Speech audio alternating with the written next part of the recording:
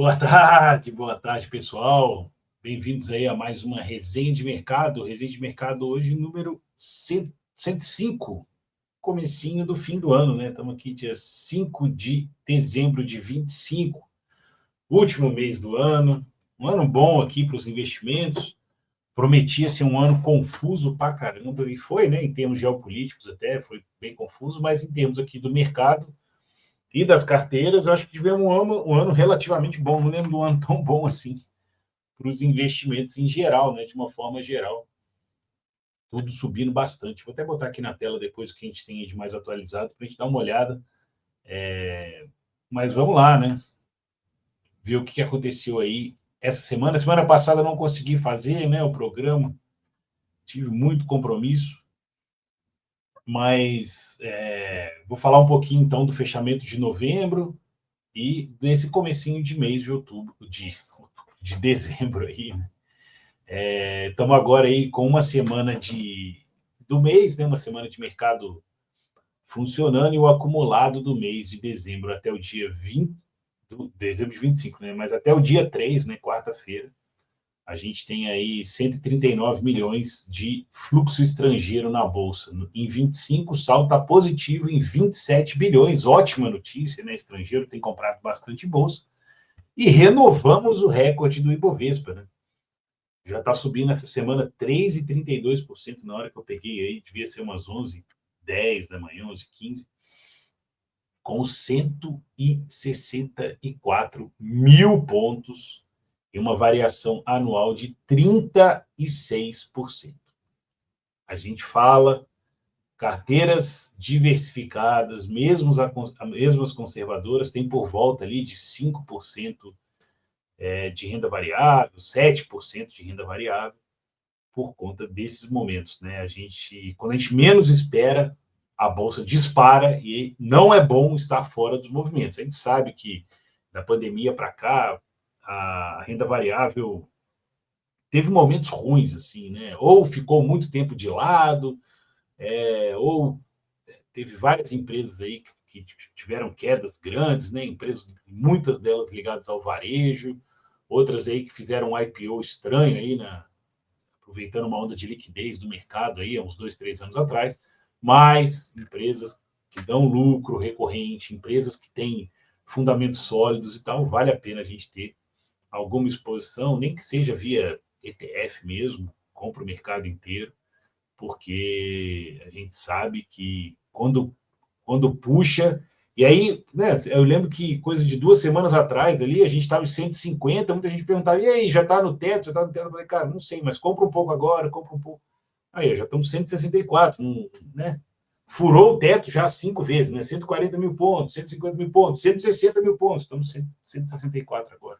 Parabéns aí para quem tem pelo menos uma exposição pequena, né? E entende aí o valor e o poder da diversificação nas carteiras. Pode ser, cara, pode comprar a ação que você gostar, pode comprar ETF do mercado inteiro, pode comprar ETF de setor do mercado, você pode colocar num fundo de investimento em ação, né? Delegar para um gestor essa, esses aportes aí, exposição, tudo isso vai te deixar exposto, né, a esse indicador. E aí agora, César, 164 mil, eu entro ou não? Então, se tiver sobrando, põe um pouquinho. Cara, sempre coloque um pouco. A taxa de juros, lembrando, né, que a nossa taxa de juros, a Selic, ainda está em 15%, né, e os DIs ali estão agora 12,69, né, caíram bastante também. Não atualizou aqui nesse print que eu fiz. Mas tá mais ou menos assim. O anual ali tá. Eu já sei o que aconteceu. Eu estou com o F aqui, estou com o vencimento F. Vou ter que mudar depois. Desculpa aí, pessoal. Depois, na semana que vem, eu faço atualização, mas os DIs estão caindo, tá? Estão caindo bastante. O vencimento F, eu tenho que mudar aqui o vencimento. Enfim.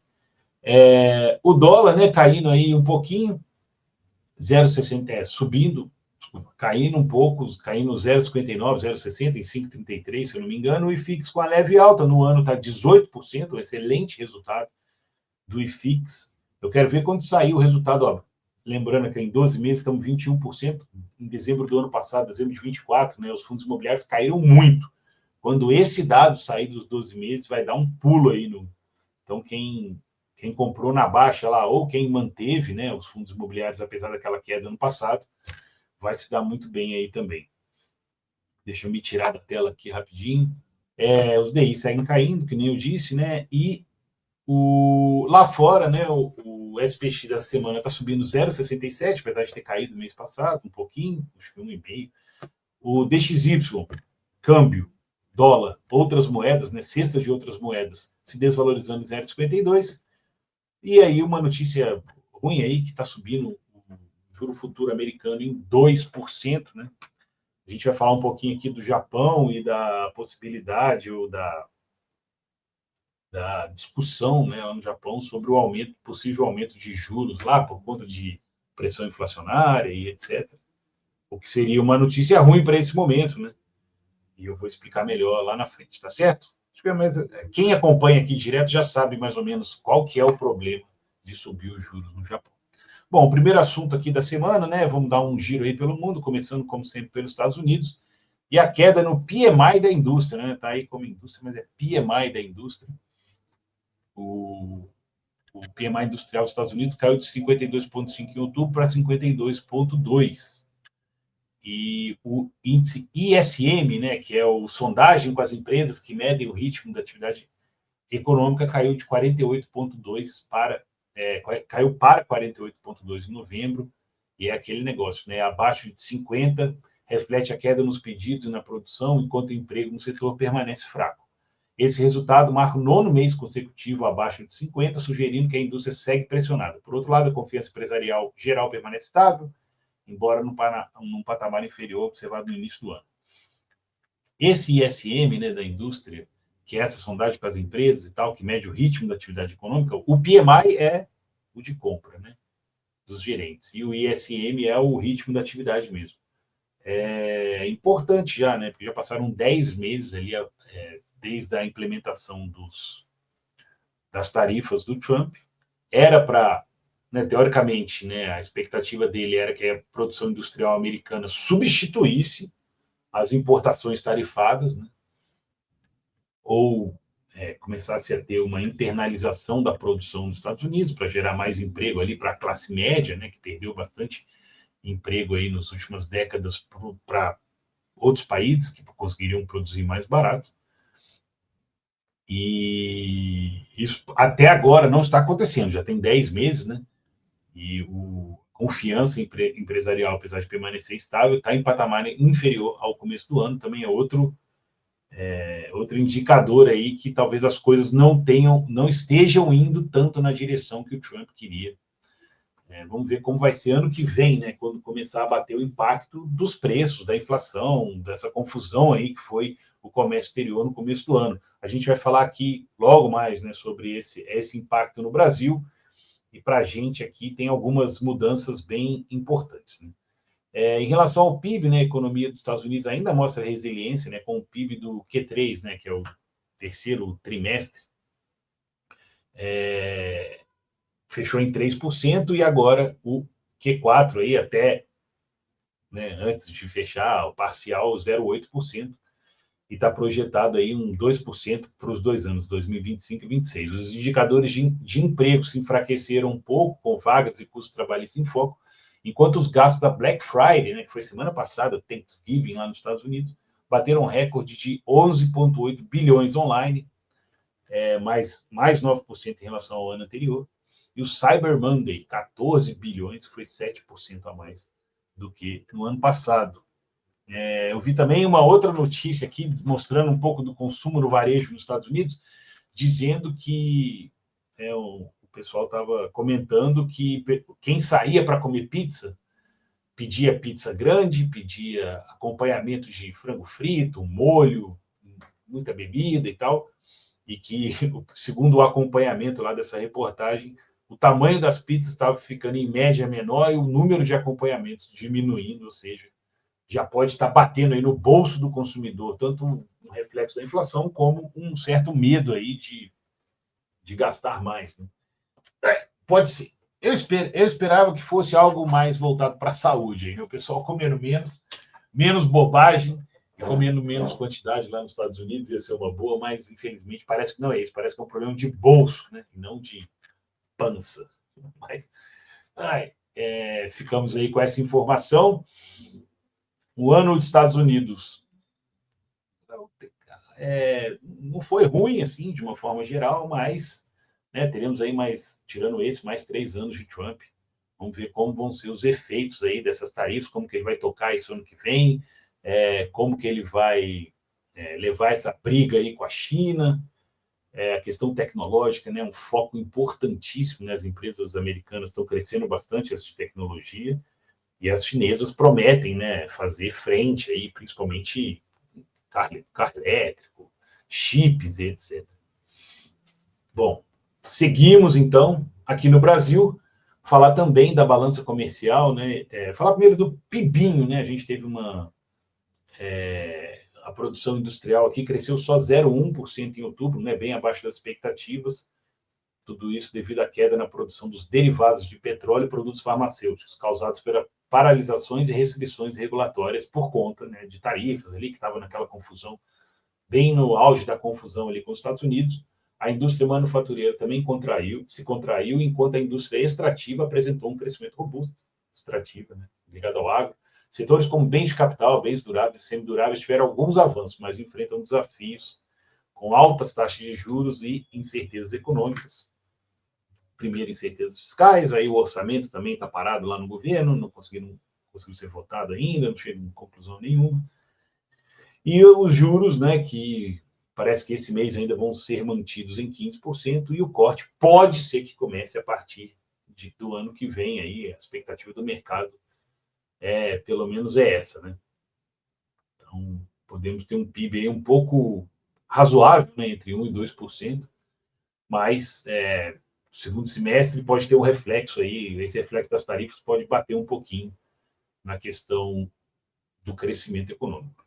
Em relação, passar aqui agora, né, para o comércio internacional, né, em novembro de 25, trouxe até os dados aqui para quem estiver vendo no YouTube, comparado com o ano anterior, as exportações cresceram 2,4 e somaram 28 bilhões. As importações cresceram 7,4. Então, as importações aí aumentaram mais do que as exportações. A balança comercial, mesmo assim, registrou um superávit de 5,8 bilhões, com queda de menos 13%. O superávit caiu. O superávit da balança ficou menor do que do ano passado, no mesmo mês.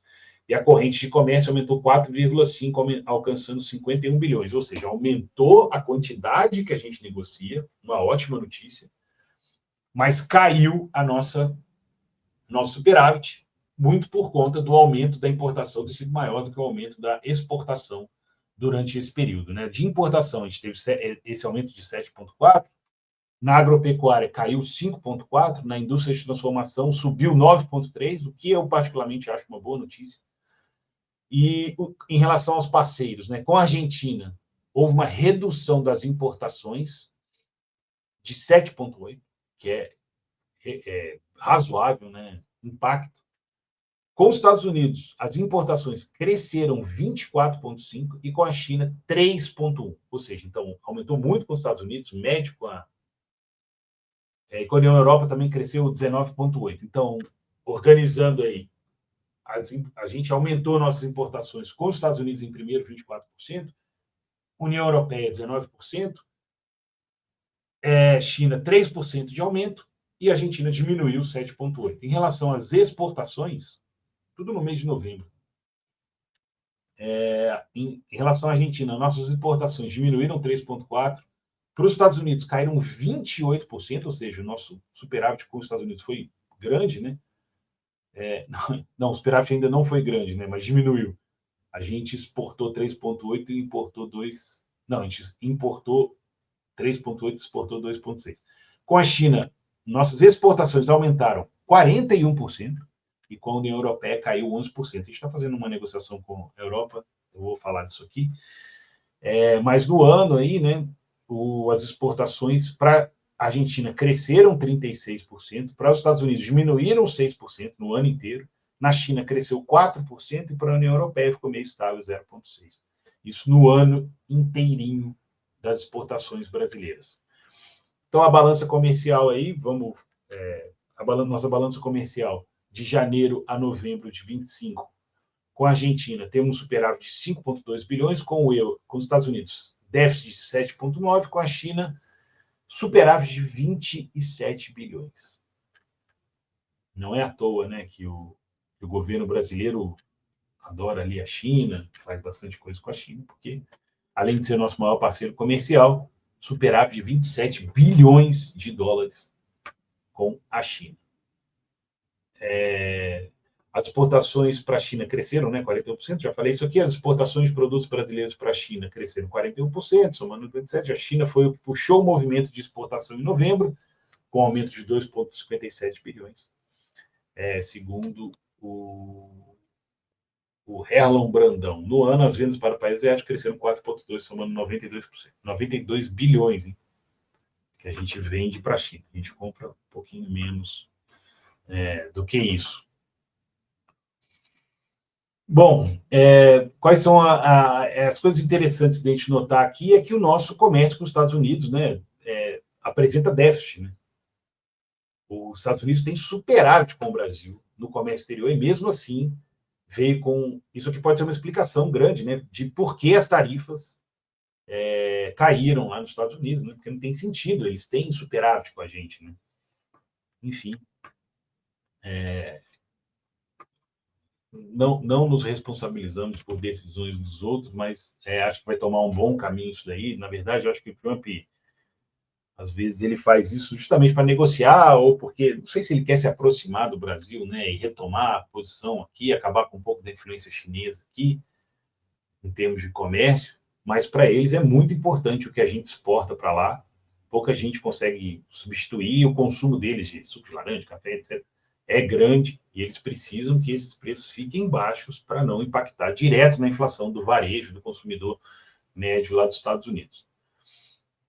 Bom, vamos dar uma volta aqui pelo mundo, falando agora da inflação ao consumidor na zona do euro, que avançou 2,2% em novembro, e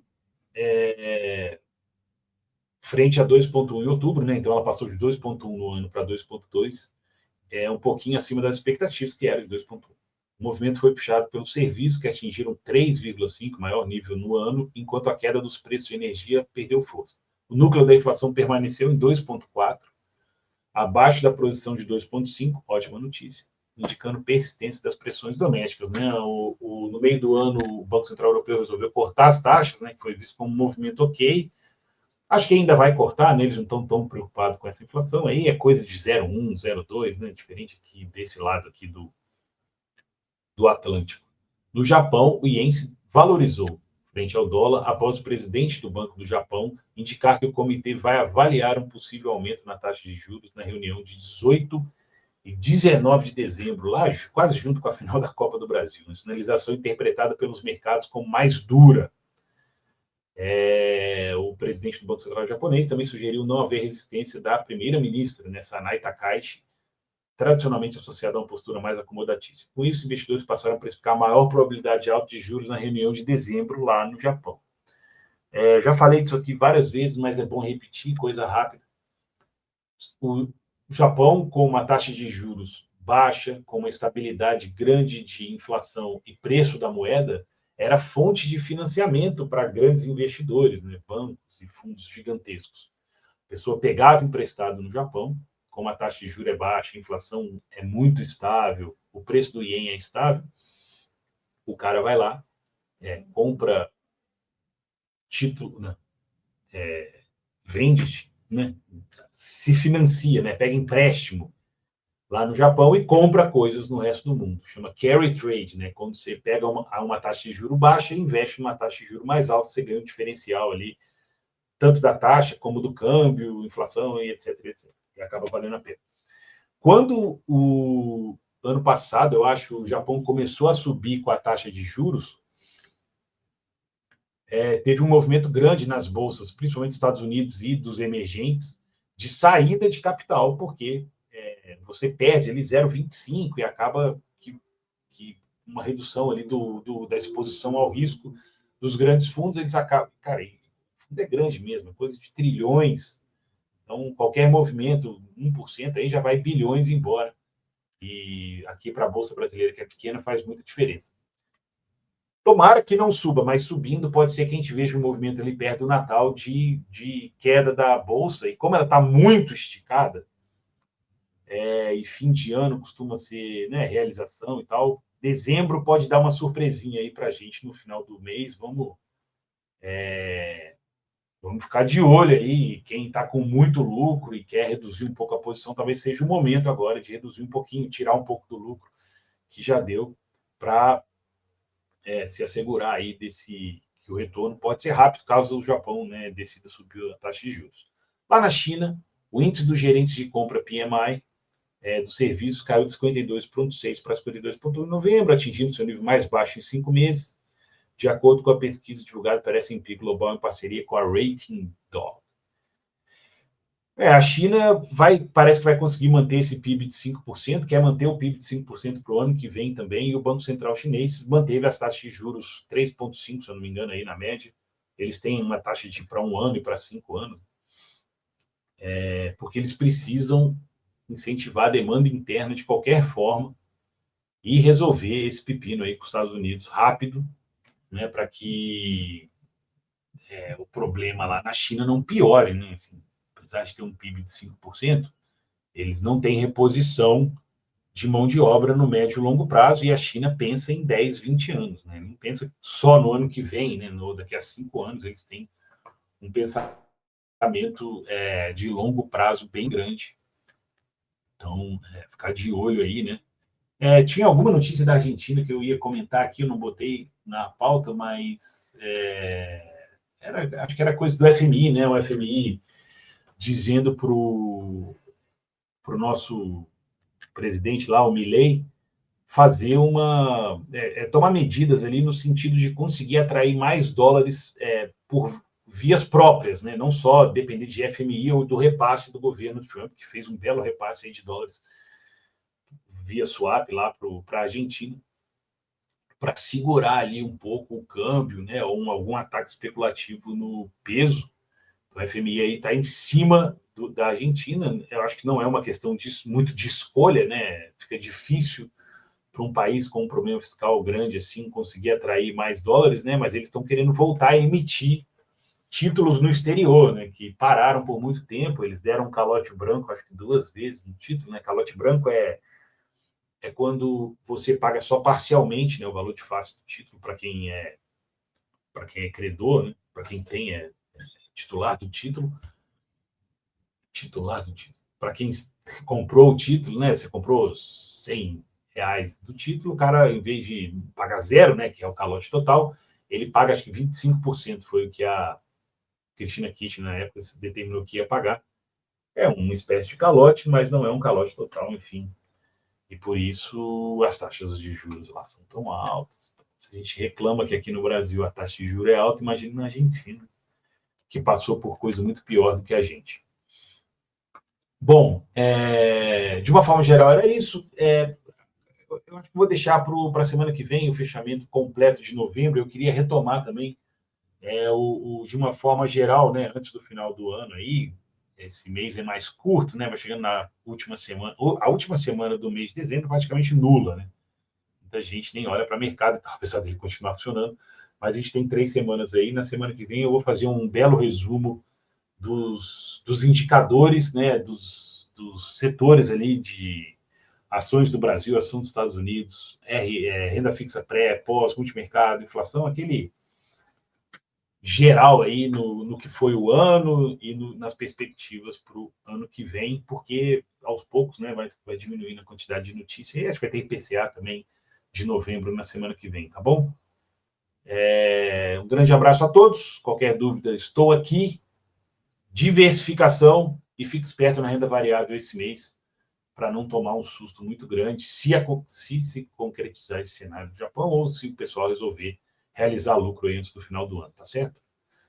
Nem estou na tela faz tempo, voltei aqui. Grande abraço a todos, um ótimo mês de dezembro, tudo de bom, abraço.